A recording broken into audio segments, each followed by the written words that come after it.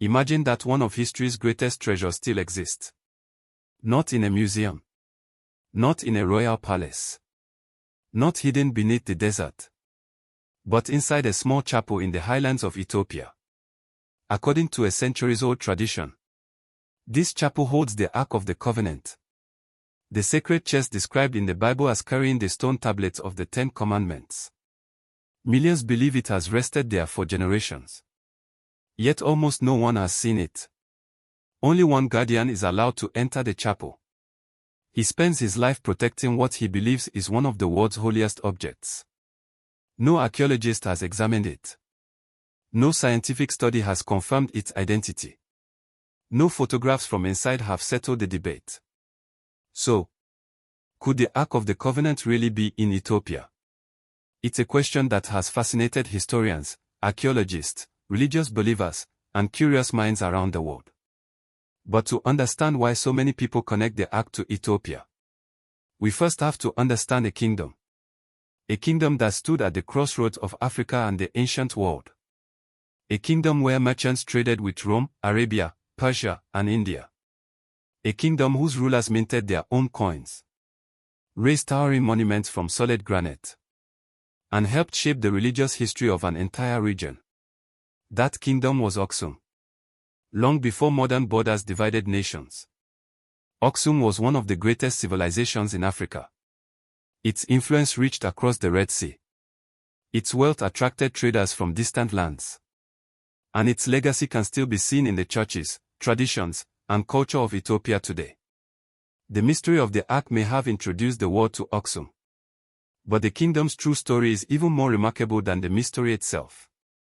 Welcome to the African Archive, where we bring Africa's history to life through careful research and powerful storytelling. If you enjoy discovering the people, kingdoms, civilizations, and mysteries that shaped our world, subscribe and join us as we uncover the stories history should never forget. In this documentary, we'll explore the rise of one of Africa's greatest ancient kingdoms. We'll discover how Aksum became a center of trade connecting continents. How its people built monuments that still stand nearly 2,000 years later. Why one king's decision changed the course of Ethiopian history. And why one enduring tradition continues to draw the attention of the entire world. Because whether the Ark of the Covenant rests in Aksum or not, the kingdom that has guarded this tradition for centuries is a treasure in its own right. This is the story of the Kingdom of Aksum. Chapter 1. The Kingdom at the Crossroads. Every great civilization begins with a place. For Aksum, that place was the rugged highlands of northeastern Africa. Today, the ancient city of Aksum lies in northern Ethiopia. At first glance, it may seem like a quiet town. But nearly 2,000 years ago, it was the heart of one of the most powerful kingdoms in the ancient world. Its streets were filled with merchants. Its markets were busy with trade. Its rulers welcomed visitors from distant lands. And its influence reached far beyond Africa. So how did the kingdom in the Ethiopian highlands become so important? The answer begins with its location. To the east lay the Red Sea, one of the world's oldest trade routes. For thousands of years, ships sailed across its waters carrying goods between Africa, Arabia, and Asia. On the other side of the sea were the kingdoms of southern Arabia. To the north was Egypt and the Mediterranean world. Farther east were Persia and India. Aksum stood almost at the center of these connections. It was in the right place at the right time. But geography alone does not build a great civilization. People do.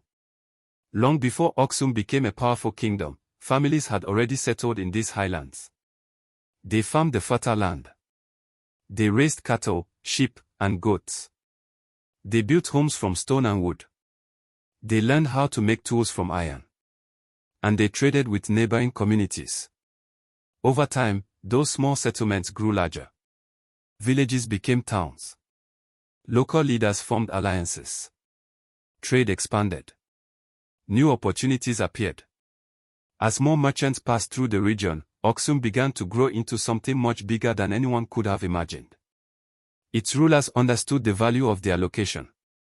They knew that controlling trade routes meant more than collecting wealth.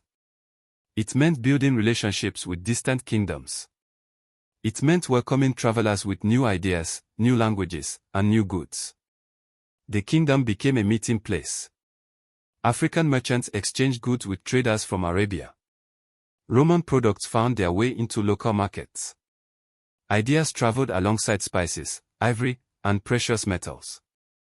Every ship that crossed the Red Sea carried more than cargo. It carried stories, knowledge, and connections between people from different parts of the ancient world. As Aksum grew richer, its leaders became more ambitious. They wanted their kingdom to be respected not only for its location, but for its strength. They invested in trade. They strengthened their government. And they began laying the foundation for one of the greatest civilizations Africa had ever known. Soon, Aksum would become far more than a kingdom on a trade route. It would become a trading empire. Its merchants would cross seas. Its coins would circulate across distant lands. And its name would become known throughout the ancient world. In the next chapter, we'll discover how trade transformed Aksum into one of the wealthiest and most influential kingdoms of its time, and how an African civilization became connected to empires thousands of miles away. Chapter 2. The empire that connected continents. Aksum was in the perfect place. Now it had to make the most of it. Every day, ships sailed across the Red Sea.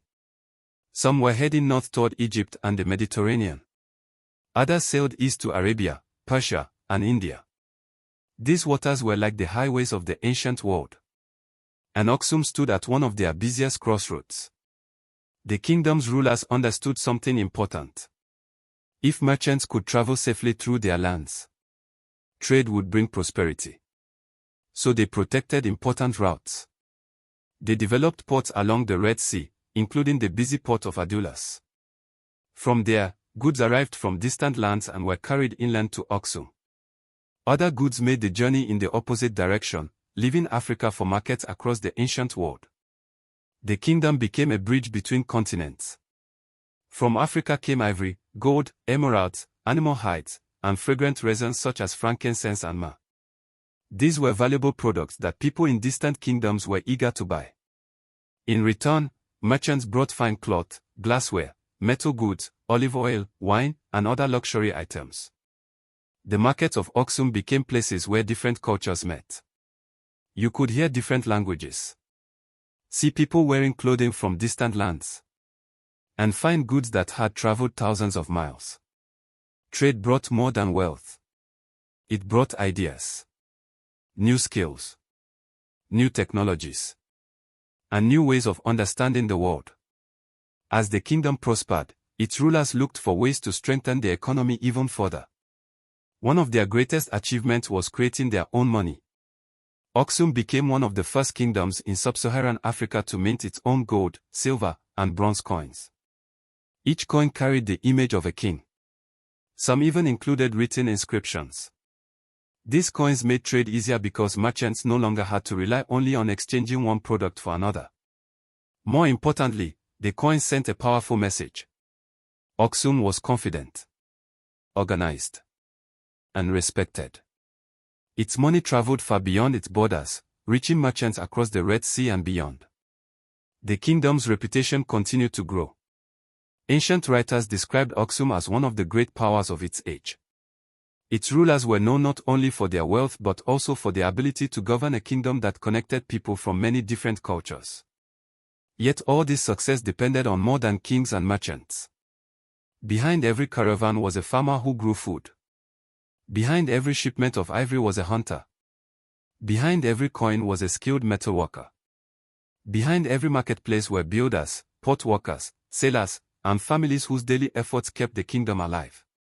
Like every great civilization, Aksum was built by ordinary people doing extraordinary work.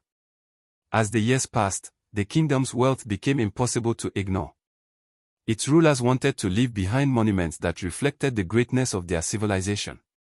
Not monuments of gold, but monuments of stone.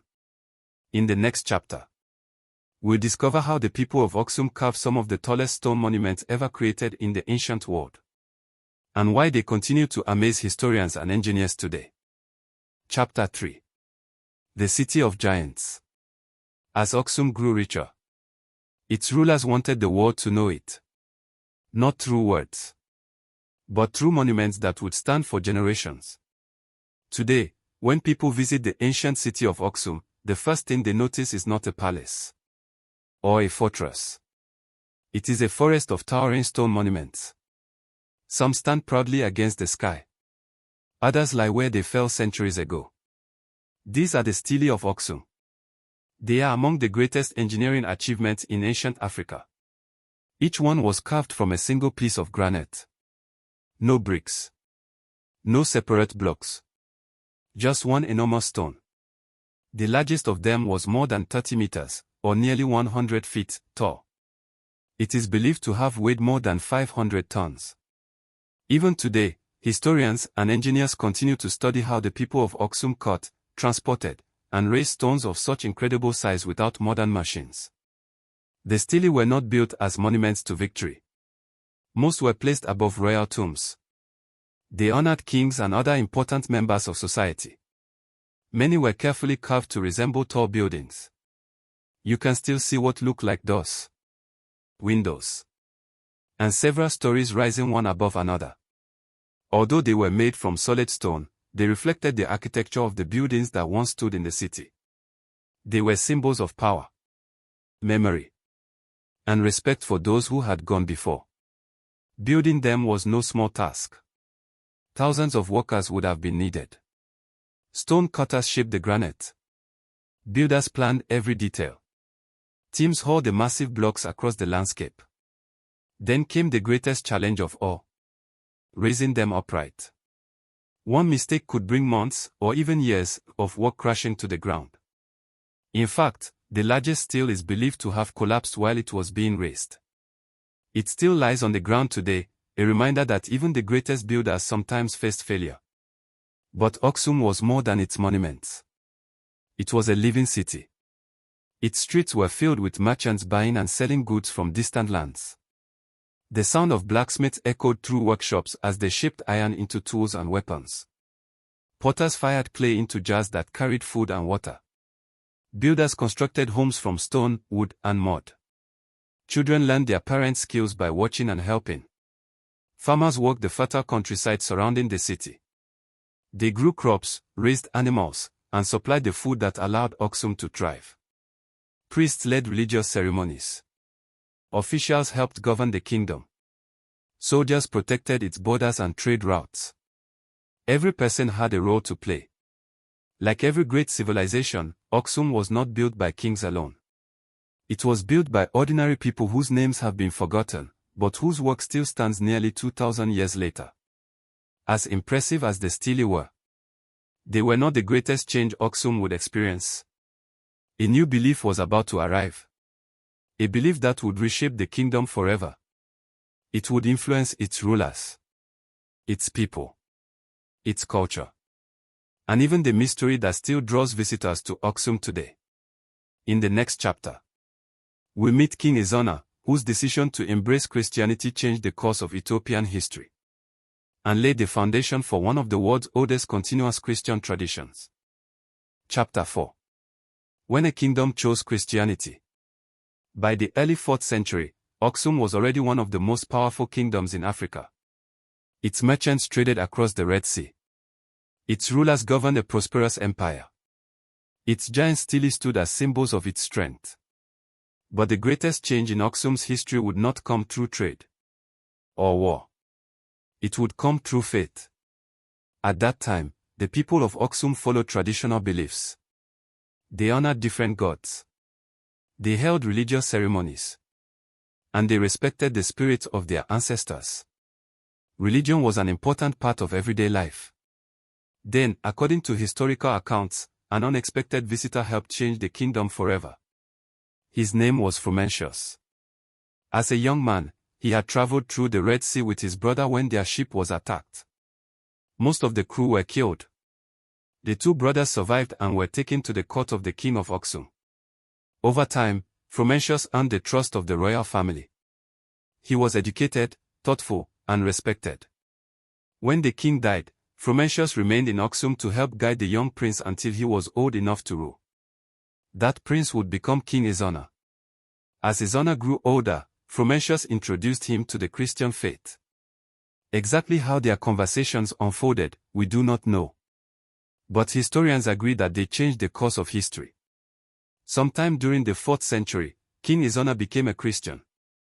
Soon afterward, Christianity became the official religion of Aksum. It was a remarkable decision. At a time when many kingdoms still followed traditional religions, Aksum joined a small group of states that had officially embraced Christianity. Churches began to appear across the kingdom.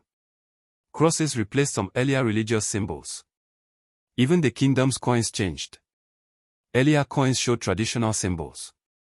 Newer coins proudly displayed the Christian cross. These small pieces of gold, silver, and bronze tell a powerful story. A single decision by a king had changed the identity of an entire kingdom. But Christianity in Aksum became more than a religion. It became part of the kingdom's culture, its traditions, its art, and its identity. Generations grew up hearing stories from the Bible. Churches became places of worship, learning, and community life. Many of these traditions continue in Ethiopia today, more than 16 centuries later. Yet among all the stories connected to Aksum, one stands above the rest. It is a story that has captured the imagination of millions around the world. A story about a sacred object described in the Bible. According to a tradition preserved by the Ethiopian Orthodox Church, that object rests in Aksum. It is said to be the Ark of the Covenant. Whether that tradition is history, faith, or something in between has been debated for generations. But there is no doubt that it has become part of Aksum's identity. In our next chapter, we'll explore one of history's greatest mysteries. What is the Ark of the Covenant? Why do millions believe it is in Aksum? And what can history and archaeology really tell us about the claim? Chapter 5. The Mystery of the Ark. Few objects in history have inspired as much wonder as the Ark of the Covenant. According to the Bible, the Ark was a sacred chest built during the time of Moses. It held the stone tablets of the 10 Commandments. For the ancient Israelites, it was more than a religious object. It was a symbol of God's presence among his people. But after the destruction of the first temple in Jerusalem around 586 BC, the Ark disappeared from the historical record. No one knows for certain what happened to it. For centuries, people have searched for answers. Some believe it was destroyed. Others believe it was hidden. Many different theories have been suggested. Yet one tradition has endured for hundreds of years. It leads not to Jerusalem, but to the ancient city of Aksum. According to the Ethiopian Orthodox Tewahedo Church, the Ark of the Covenant was brought to Ethiopia long ago. One traditional account says that Menelik I, believed in Ethiopian tradition to be the son of King Solomon and the Queen of Sheba, brought the Ark from Jerusalem to Ethiopia. Over the centuries, this tradition became one of the most important parts of Ethiopia's religious heritage. Today, many Ethiopian Orthodox Christians believe the Ark is kept inside the Church of St. Mary of Zion in Aksum. More specifically, it is said to rest inside a small chapel beside the church. Only one person is allowed to enter that chapel. He is known as the guardian of the Ark. Once chosen, he dedicates the rest of his life to watching over what he believes is one of the holiest objects on earth. He does not leave his sacred duty. Visitors cannot enter the chapel. Photographs of the object have not been permitted. And no archaeologist or historian has been allowed to examine it. Because of this, one important fact remains. No independent evidence has confirmed that the object inside the chapel is the biblical Ark of the Covenant.